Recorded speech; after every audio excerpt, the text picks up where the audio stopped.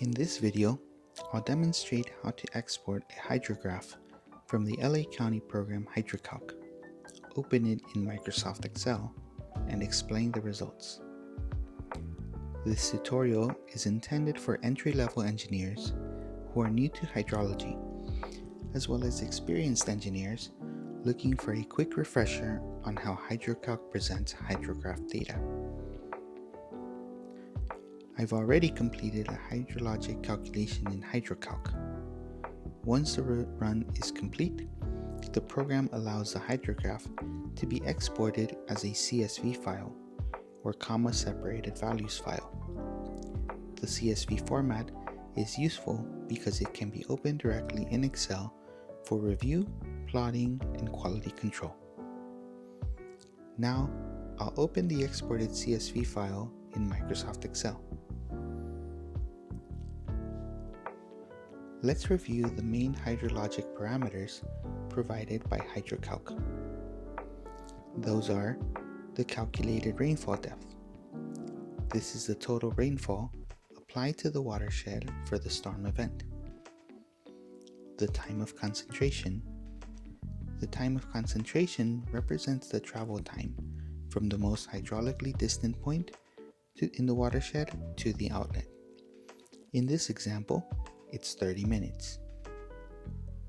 Peak flow rate. This is the maximum discharge generated by the storm in cubic feet per second, and it's one of the most important design outputs. Runoff volume. This is the total volume of runoff produced over the duration of the storm. Peak rainfall intensity. This corresponds to the highest rainfall intensity used during the critical portion of the storm.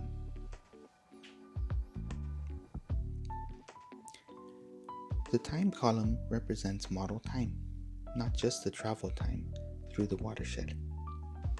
In this hydrograph, the unit time step is 0.2 minutes, meaning HydroCalc computes a flow value every 0.2 minutes.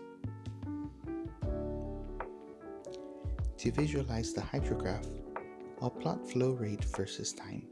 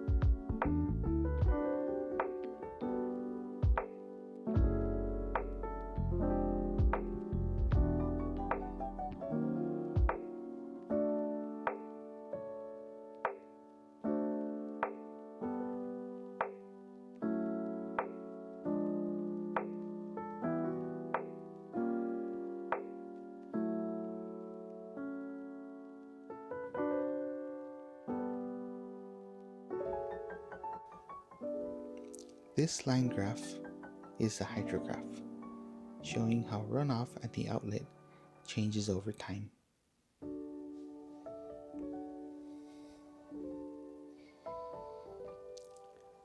The rising limb represents runoff building up as the rainfall excess reaches the outlet. The peak of the curve corresponds to the peak flow rate, and the falling limb represents the gradual drainage of the watershed after the storm. A common question, especially for newer engineers, is why the peak of the hydrograph appears at around 1200 minutes when the time of concentration is only about 30 minutes.